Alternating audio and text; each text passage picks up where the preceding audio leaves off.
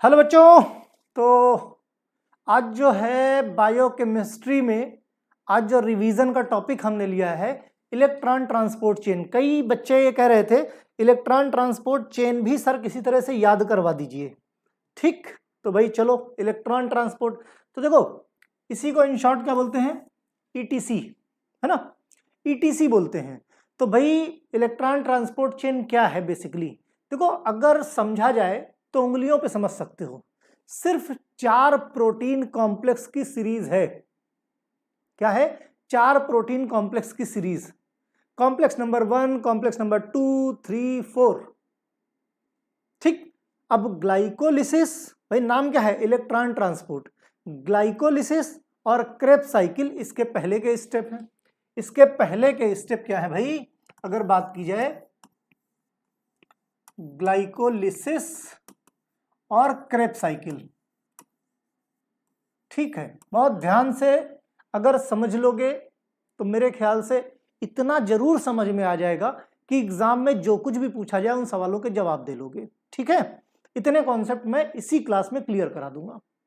अब देखो Krebs cycle और ग्लाइकोलिसिस, इन दोनों से इलेक्ट्रॉन्स आते हैं। इलेक्ट्रॉन्स कैसे आएंगे, कैरियर के साथ आएंगे। तो अगर ध्यान हो ग्लाइकोलिसिस से क्या निकला था, NADH निकला था कि नहीं निकला था, ग्लाइकोलिसिस से NADH निकला था, है ना। और अगर बात करें क्रेब्स साइकिल से, क्रेब्स साइकिल से NADH और FADH निकला था। क्या निकला था? FADH। अगर ध्यान हो तो ग्लाइकोलिसिस से NADH और क्रेब्स साइकिल से NADH और FADH निकला था। ये दोनों क्या है, इलेक्ट्रॉन कैरियर है, ये इलेक्ट्रॉन लिए हुए हैं अपने पास।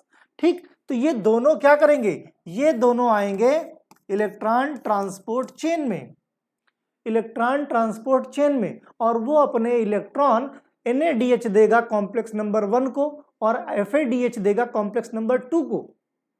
क्या देगा? इलेक्ट्रॉन।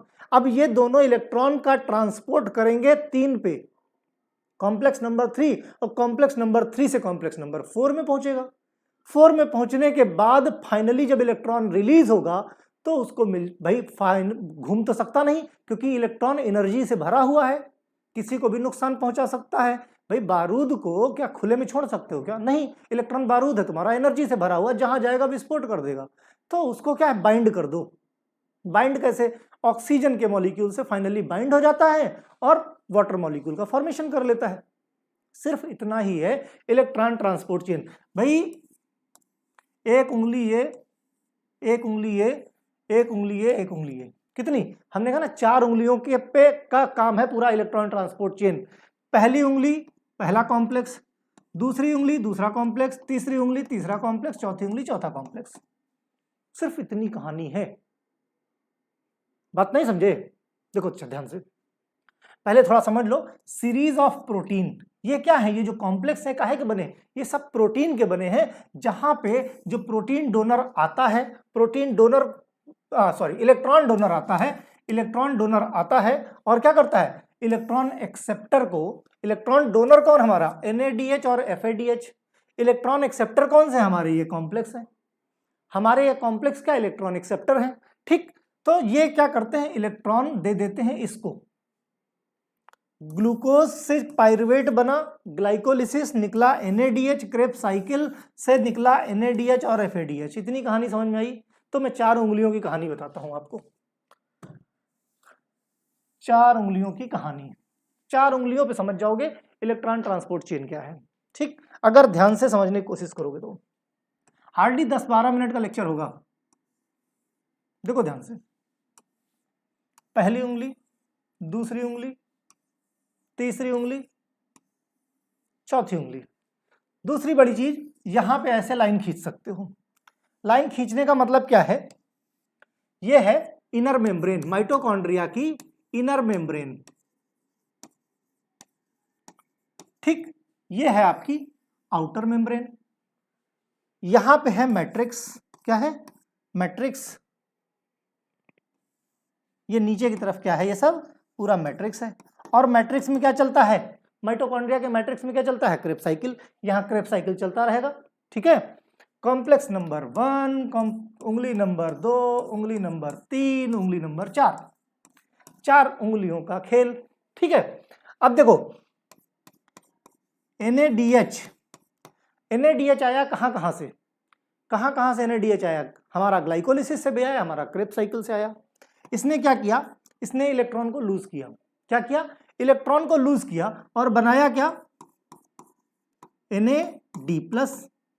ठीक निकला। तो इसने इलेक्ट्रॉन जब लूज किया तो ये इलेक्ट्रॉन डोनर है, इलेक्ट्रॉन एक्सेप्टर कौन, हमारा कॉम्प्लेक्स 1। अभी निमोनिक्स बता देंगे, चीजें समझ लो। यहां पे FMN होता है इस कॉम्प्लेक्स के अंदर इलेक्ट्रॉन के इंतजार में बैठा कि इलेक्ट्रॉन हमको मिले और हम खींच लें। ठीक, ये लेकिन बेचारा ज्यादा देर तक संभाल नहीं पाता क्योंकि बहुत एनर्जी रहती है, FMN नहीं संभाल पाता। वो क्या कर देता है, वो दे देता है आयरन सल्फाइड को, फेरस सल्फाइड को दे देता है। फेरस सल्फाइड बेटा भाई तुम संभालो, हमसे तो ना संभाल रहा है ना, हमसे नहीं संभाल रहा। तो इसने कहा बेवकूफ समझ के रखे हो हमको, बेवकूफ समझ के रखे हो, हमको क्यों दे रहे हो। इसने उठा के बाहर फेंक दिया, उठा के कॉम्प्लेक्स नंबर 1 से बाहर की। भाई जब तुम कहते ना पचा नहीं सकते तो खाए क्यों। यहां पे एक कैरियर बैठा है जिसका नाम है यूबिक्विनोन। ये भी एक प्रोटीन कॉम्प्लेक्स है, प्रोटीन है जिसको हम कोएंजाइम बोल सकते हो। ठीक, नाम क्या है, यूबिक्विनोन बोलते हैं। ठीक है, तो भाई ये जो है बहुत दिनों से भूखा है, इसने ले लिए इलेक्ट्रॉन, इसने इलेक्ट्रॉन ले लिए। ठीक, अब देखो एक चीज और ध्यान से, इसने जब इलेक्ट्रॉन छोड़ा, इलेक्ट्रॉन रिलीज किया, तो इलेक्ट्रॉन जब रिलीज होता है तो ढेर सारी एनर्जी। यहां पे मैट्रिक्स में खूब सारे प्रोटॉन हैं, बात को समझो खाली, खूब सारे प्रोटॉन हैं मैट्रिक्स में। जब एनर्जी रिलीज, जब इलेक्ट्रॉन रिलीज हुआ, यहां से छोड़ा तो एनर्जी रिलीज हुई, और उस एनर्जी से हुआ क्या, इसने प्रोटॉन पंप को एक्टिवेट कर दिया और प्रोटॉन को क्या कहा, किधर, ये इंटर मेम्ब्रेन स्पेस है, ये आउटर मेम्ब्रेन है, ये इनर मेम्ब्रेन है। इनर मेम्ब्रेन और आउटर मेम्ब्रेन के बीच की डिस्टेंस को क्या, इंटर मेम्ब्रेन स्पेस। तो इंटर मेम्ब्रेन स्पेस में इसने भेज दिया प्रोटॉन, भेज दिया। ठीक, चलो भाई अब यहां तक बात हुई। अब FAD भी तो बचा है, FADH। ध्यान से देखो,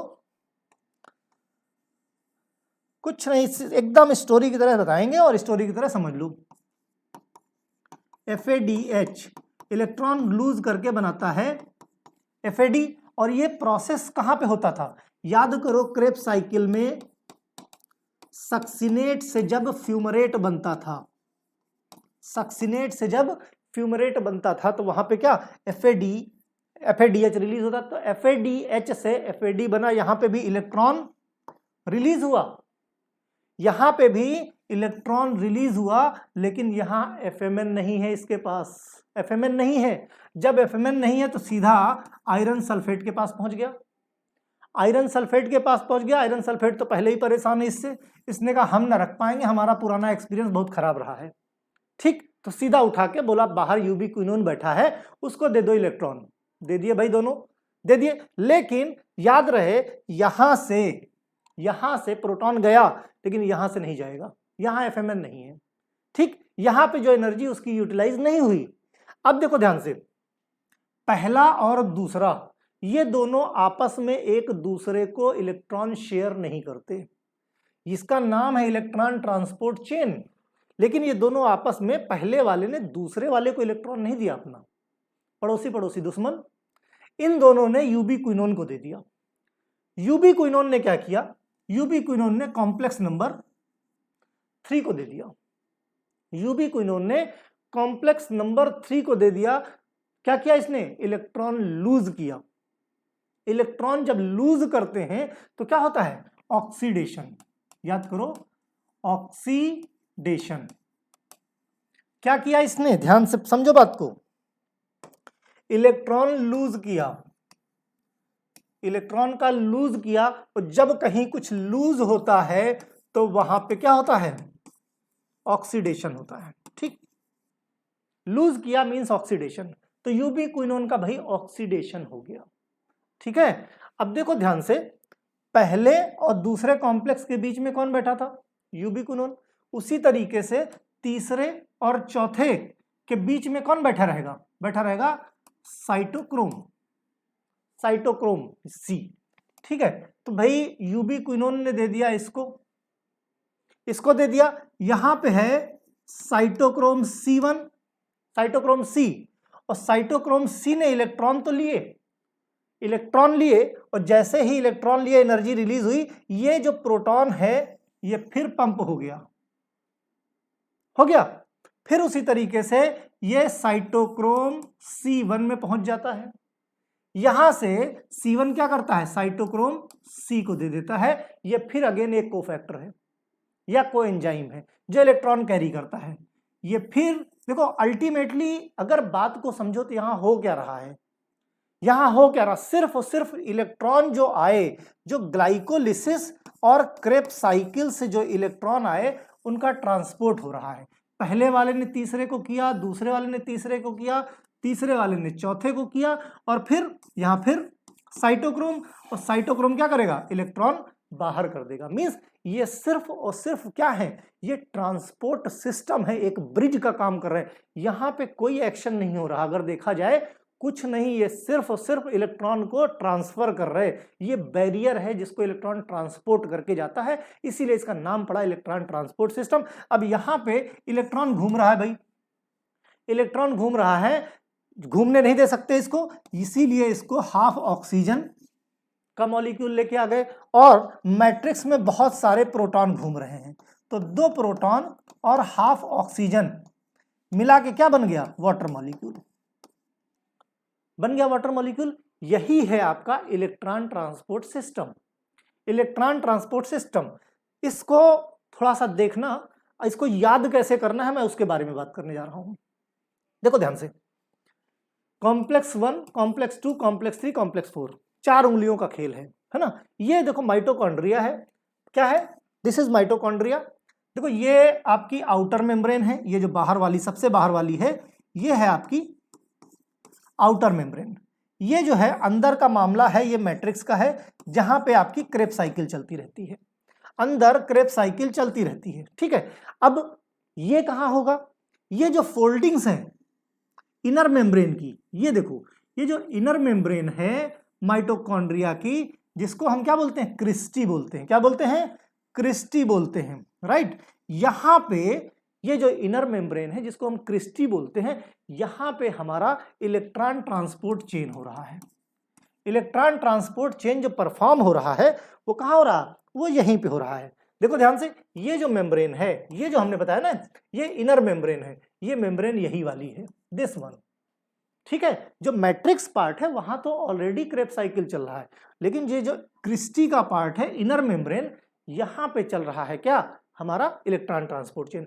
4 उंगलियों का खेल है, उंगली नंबर 1, उंगली नंबर 2, उंगली नंबर 3, उंगली नंबर 4। ठीक, ध्यान से देखो, कॉम्प्लेक्स 1, कॉम्प्लेक्स 2, कॉम्प्लेक्स 3, कॉम्प्लेक्स 4 हो गया। तो देखो इसका जो न्यूमेनिक्स है, 9 दादी, 9 दादी और 100 दादी, 9 दादी 100 दादी, साइड साइड चली, साइड साइड चली, बात समझे? 9 दादी 100 दादी साइड साइड चली। क्यों चली? क्योंकि उनको चाहिए एटीपी। क्यों? काहे की तलाश में? एक 9 दादी का ग्रुप था, एक 100 दादी का ग्रुप था, एक साइट एक चली, एक साइट एक चली, कंपटीशन का है का? एटीपी पाने का, है ना। तो यहीं पे अगर ध्यान दो, एक कॉम्प्लेक्स नंबर 5 भी होता है, कॉम्प्लेक्स नंबर 5। अगर हम देखो बहुत इंपॉर्टेंट चीज बताने जा रहा हूं, ध्यान से सुनना। अगर हम ये 4 कॉम्प्लेक्स की बात करते हैं, 4 उंगलियों की बात करते हैं, तो इस 4 उंगली को बोलते हैं हम इलेक्ट्रॉन ट्रांसपोर्ट चेन। क्या बोला हमने? 4 उंगलियों को बोला हमने इलेक्ट्रॉन ट्रांसपोर्ट चेन। लेकिन 5ों उंगली जब आ गई, मींस 5ों उंगली जब आ गई, तो उसी को हम बोलेंगे ऑक्सीडेटिव फॉस्फोराइलेशन। ऑक्सीडेटिव फॉस्फोराइलेशन में 5 स्टेप होंगे। क्यों? क्योंकि 5वें स्टेप में हमारा एटीपी की सिंथेसिस होगी। किसकी मदद से? एटीपी सिंथेस की मदद से। तो 9 दादी का एक ग्रुप था, एक 100 दादी का ग्रुप था, साइड साइड चली, काहे के लिए चली? एटीपी बनाने के लिए। तो पांचों उंगलियों का यानी 5 कॉम्प्लेक्स ले आए ऑक्सीडेटिव फास्फोराइलेशन, 4 कॉम्प्लेक्स ले आए इलेक्ट्रॉन ट्रांसपोर्ट चेन। दोनों चीजें यही समझ लो, ठीक है। तो 9 दादी का मतलब 9N NADH, दादी किससे होता है? डी से, डिहाइड्रोजिनेज। NADH डिहाइड्रोजिनेज किसके साथ? कॉम्प्लेक्स नंबर 1 में, कॉम्प्लेक्स नंबर 1 में यहां पे NADH डिहाइड्रोजिनेज, ठीक है, NADH डिहाइड्रोजिनेज। दूसरा 100 दादी, 100 दादी का मतलब सक्सिनेट डिहाइड्रोजिनेज। तो सक्सिनेज डिहाइड्रोजिनेज की मदद से क्या बनेगा हमारा? सक्सिनेट डिहाइड्रोजिनेज की मदद से, सक्सिनेट से फ्यूमरेज बनता है, जहां से रिलीज होता है हमारा FADH, बराबर। तो 9 दादी NADH डिहाइड्रोजिनेज, 100 दादी सक्सिनेट डिहाइड्रोजिनेज।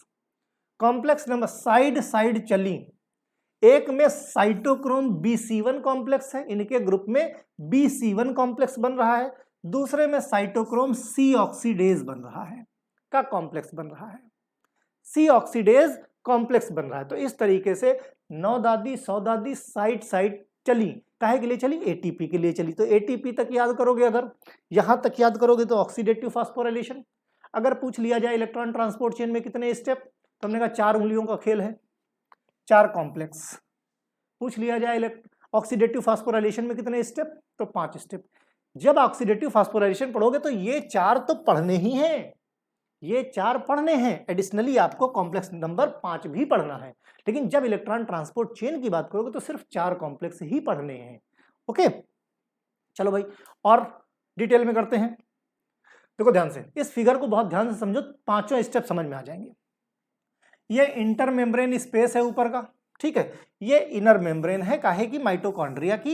इधर ये मामला क्या है? ये मामला है मैट्रिक्स का, जहां पे हमारा क्रेब्स साइकिल चलता रहता है। मैट्रिक्स में ढेर सारे प्रोटॉन हैं हमारे, ठीक है। कॉम्प्लेक्स नंबर 1 वही जो चीज हमने बताई, NADH से निकला क्या? NADH डिहाइड्रोजिनेज की प्रेजेंस में। ये रिएक्शन किसकी हुई? NADH डिहाइड्रोजिनेज की प्रेजेंस में। 9 दादी, ये 9 दादी मतलब NADH डिहाइड्रोजिनेज की प्रेजेंस में NADH कन्वर्ट हुआ NAD+ में, और क्या दिया उसने? इलेक्ट्रॉन रिलीज किया। इलेक्ट्रॉन जब रिलीज करेगा तो क्या होगा? भाई एनर्जी निकलेगी, जिससे ये प्रोटॉन पंप होके इधर इंटर मेम्ब्रेन स्पेस में आ जाएगा, ठीक है। ठीक उसी तरीके से फिर 9 दादी है तो 100 दादी पीछे थोड़ी रहेंगी, 100 दादी भी तो आएंगी मार्केट में। 100 दादी कहेंगे हम तो ज्यादा नंबर में है भाई, ठीक। तो ये सक्सिनेट डिहाइड्रोजिनेज की मदद से FADH FAD में कन्वर्ट होगा, ठीक। यहां से फिर ये क्या करे? ये भी इलेक्ट्रॉन दे देगा इसको। दोनों केस में फर्क सिर्फ इतना है कि जो पहला वाला है उसके लिए फमन बैठा है, जैसे अमन होता है वैसे फमन बैठा है, FMN फमन बैठा है इलेक्ट्रॉन लेने के लिए, लेकिन उसको अपनी ताकत का अंदाजा नहीं, इलेक्ट्रॉन की पावर संभाल नहीं पाया, उसने तुरंत दे दिया वो इलेक्ट्रॉन किसको? आयरन सल्फेट को। आयरन सल्फेट भी नहीं संभाल पाया, उसने किसको दे दिया? यूबीक्विनोन को, यूबीक्विनोन। ठीक वही हाल कॉम्प्लेक्स नंबर 2, भाई तो उसी का है, ये भी नहीं संभाल पाया इलेक्ट्रॉन, इसने भी दे दिया यूबीक्विनोन। फाइनली यूबीक्विनोन ने वो इलेक्ट्रॉन ट्रांसफर किए किसको? कॉम्प्लेक्स नंबर 3 को। भाई उसको तो ट्रांसपोर्ट करके आखिरी तक पहुंचाना है, 3 को पहुंचाया। तो 3 के पास जब आया तो साइटोक्रोम बी ने पहले लिया, साइटोक्रोम बी ने लिया, फिर आयरन सल्फेट ने लिया, और फिर इसने दे दिया साइटोक्रोम C1 को। किसको दे दिया? Cytochrome C1। फिर साइटोक्रोम C1 ने दे दिया साइटोक्रोम C को। साइटोक्रोम C को दिया तो इलेक्ट्रॉन दे दिया, उधर रिलीज हुआ, तो इधर से प्रोटॉन क्या हुआ? फिर इधर पंप हो गया, पंप हुआ कि नहीं हुआ? उसके बाद साइटोक्रोम C ने फिर कॉम्प्लेक्स नंबर 4 को ट्रांसफर कर दिया। जैसे ही इलेक्ट्रॉन लूज करेगा इसका क्या हो जाएगा? ऑक्सीडेशन, ऑक्सीडेशन, और इसने एक्सेप्ट किया तो इसका क्या हो जाएगा? रिडक्शन। तो ऑक्साइडो रिडक्टेज एंजाइम कौन सा यहां पे लगा? ऑक्साइडो रिडक्टेज, ठीक है। अब साइटोक्रोम A ने एक्सेप्ट किया, फिर साइटोक्रोम A3 ने एक्सेप्ट किया, ठीक। फाइनली इसने लूज कर दिया इलेक्ट्रॉन, किसने? कॉम्प्लेक्स नंबर 4 ने लूज कर दिया। तो इसने क्या किया? लूज किया, मींस यहां पे क्या बना? साइटोक्रोम। अगर बात की जाए यहां पे कौन सा, यहां पे इलेक्ट्रॉन, यहां पे कौन सा लगेगा? साइटोक्रोम। यहां एंजाइम कौन सा आएगा? Cytochrome C. Cytochrome C oxidase. भाई ऑक्सीडेज हुआ ना, ऑक्सीडेशन ही हुआ ना यहां पे, क्योंकि इसने लूज किया। अब ये जो इलेक्ट्रॉन है ये देखो ये घूम रहा है इधर, ये यहां से ये आया, ये घूम रहा है, घूम रहा है। तो इसने क्या किया? ऑक्सीजन लिया, और ऑक्सीजन इसने जोड़ा प्रोटॉन को, ठीक, 2 प्रोटॉन मिलके बना लिया इसने वाटर का मॉलिक्यूल। अब देखो देखते देखते यहां तक तो हमारा इलेक्ट्रॉन ट्रांसपोर्ट सिस्टम खत्म होता है।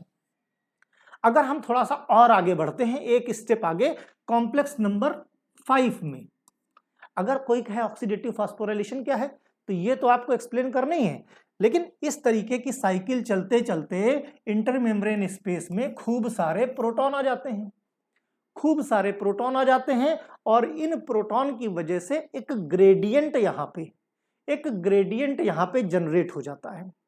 ग्रेडियंट जनरेट हो जाता है, उस ग्रेडियंट की मदद से यहां से प्रोटॉन इधर आना शुरू करता है, इधर आना शुरू करता है, और एडीपी से एटीपी बनना शुरू हो जाता है, यानी धकाधक यहां से एटीपी का प्रोडक्शन चालू हो जाता है, राइट। तो इस तरीके से मेरे ख्याल से पूरी तरीके से चीजें समझ में आ गई होंगी, ठीक। वही चीज यहां पे जो हमने समझाई, बार बार वही सेम चीजें हैं। NADH से NAD इलेक्ट्रॉन ट्रांसपोर्ट होगा, इलेक्ट्रॉन निकलेगा, प्रोटॉन इधर आएगा। थमन ने पहले पकड़ा, आयरन सल्फेट को दिया, यूबिक्विनोन को दिया, यूबिक्विनोन को ही सेकंड वाले ने दिया, यहां से निकला, इन दोनों ने किसको दे दिया? कॉम्प्लेक्स नंबर 3 को दे दिया। कॉम्प्लेक्स नंबर 3 में साइटोक्रोम बी ने लिया, इसने आयरन सल्फेट को दिया, फिर साइटोक्रोम C1 को दे दिया, ये भी संभाल नहीं पाए, एनर्जी रिलीज हुई, प्रोटॉन आया, ठीक। और साइटोक्रोम सी ऑक्साइडो रिडक्टेज, क्योंकि यहाँ पे ऑक्सीडेशन रिडक्शन दोनों हो रहा है, एक लूज कर रहा है, दूसरा एक्सेप्ट कर रहा है।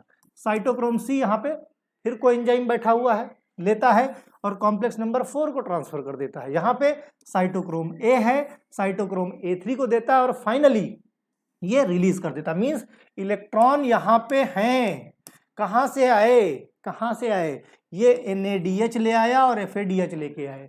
NADH FADH कहां से आए? ग्लाइकोलिसिस क्रेब्स साइकिल से आए।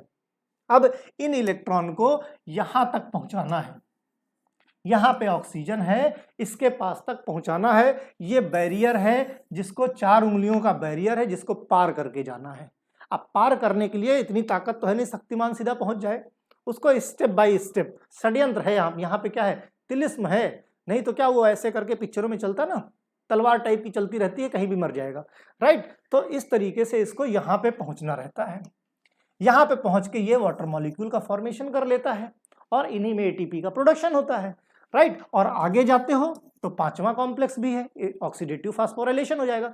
तो मेरे ख्याल से कि शायद समझ में आ गया हो। अगर समझ में आया हो तो कमेंट करके जरूर बताना कि समझ में आया। बाकी 9 दादी 100 दादी समझ लेना, एक तरफ 9 दादी एक तरफ 100 दादी, है ना। चलो भाई ठीक है, फिर जो पढ़ना हो नेक्स्ट डे बता देना।